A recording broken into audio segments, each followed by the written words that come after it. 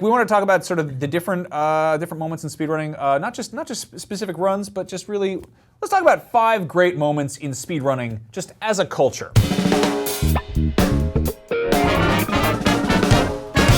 Mario 3 is considered by plenty of people to be like one of the best platforming games ever made. Yeah. And of course, as you'd expect, it gets speedrun to hell and back. Yeah, this is one of those games that I first learned about from the speedrunning community, because I play Mario games after the first run through, where I kind of take my time, incredibly quickly. I hold run, I jump, I get through it as fast as possible. I look like a crazy person and people get mad at me. But I don't know, it's fun. I've beaten Mario World in around 10 minutes and 40 seconds, which is pretty amazing. You got to go through Bowser's back door. Now that's a real thing. Now there's a whole thing in the speedrunning community where there are people who do any percentage, which is like if you just get through the whole game start to finish, but then you're like, well, you didn't get all the stars, that doesn't count, that's not a challenge. And there's people who use tool-assisted stuff, so they're like playing on like ROMs or whatever, and they can reload saves or just kind of cheat around it. Or people who do, like exploit glitches. There's a guy who manages to beat Mario 3 in under 3 minutes. I believe his name is Mitch Fowler. How?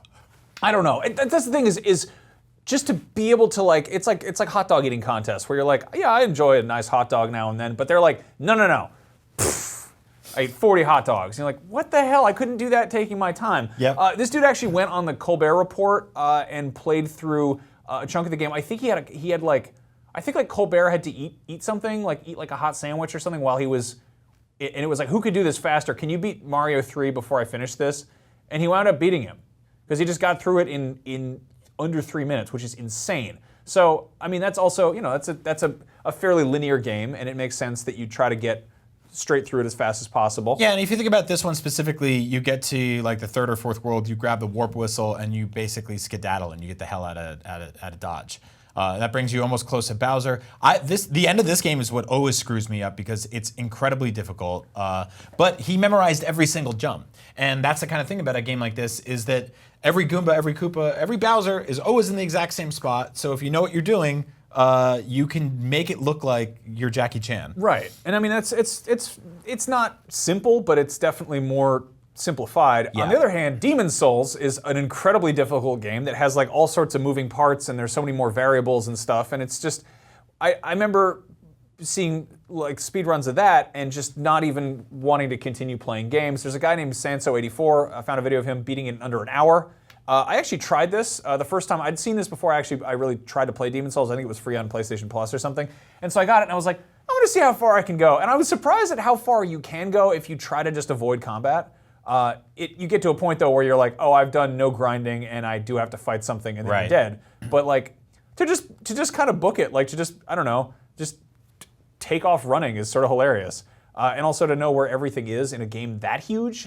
Like Mario, it's like, I mean, it's almost like a rhythm game when you play it the way speedrunners do, but with Demon's Souls, it's just, look at, this is insane. Yeah, it's basically, it's timing every hit perfectly to deflect an enemy off of you defensively so you can just keep going. Yeah. And that's tremendous, absolutely tremendous. Now, one thing I think is really funny is when Skyrim was about to come out, I remember people were asking about sort of the size of it, and obviously it's a huge, massive game, but they were like, some of our playtesters managed to beat the main storyline, the main quest in around 3 hours.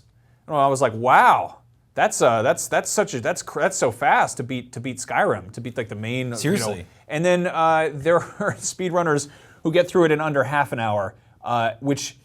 I put that on to watch it, and they're just like, also spoilers if you never finish Skyrim, which a lot of people don't. But yeah, there's a lot of jumping and a lot of weird like kind of glitching around safe stuff in this. Yeah, there's a lot of like sort of shimmying up crevices and walls that you shouldn't be doing. Yeah, but it's also like, it's so funny because Skyrim is not a game about, it's not really about technical facility, or, I mean, Demon's Souls, you could be like, that's a challenging game, it's about learning how to play it and getting good. Skyrim is kind of like, well, you can, I don't know, collect a bunch of cheese wheels and put a basket on a guy's head, or get really good at glass blowing, or whatever you do in that game, but it's all about exploring and getting lost, so to try to mainline it is almost missing the point.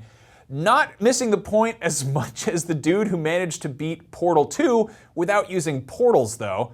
This guy's Kitai, I think, but this was going around a little while ago. It's got like almost 2 million views on YouTube.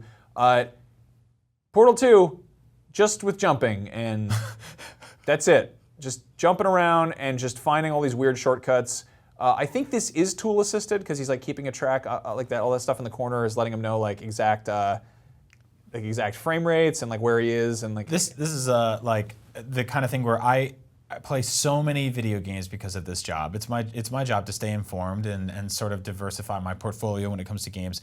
But I am insanely envious of the kind of people that can just hone in on one and become just expert ninjas at it. I don't have that luxury anymore. I mean, I could. I would just be bad at my job. Yeah. This part right here, he's like, in order to jump through this railing, you have to manage to bounce slightly off of that mesh part on the side. And I'm just like, what?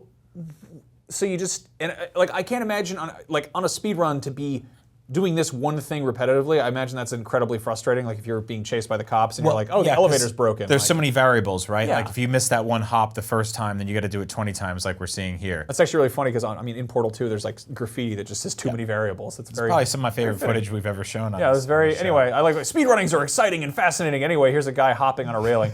Now, my absolute favorite thing that people have figured out how to speedrun is getting banned from the children's game Club Penguin. Yep.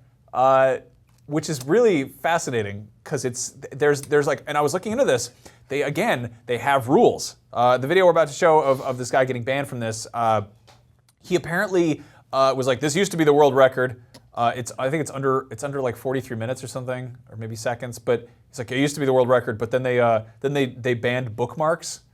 So he couldn't use bookmarks. So you have to like start from your desktop, open up the browser, go to clubpenguin.com, create a new account, log in with your email, get it verified, go through, and then just start spamming a bunch of bad stuff to see how quickly you can get kicked out of the service, which is like, that's not really a game, but I guess it is.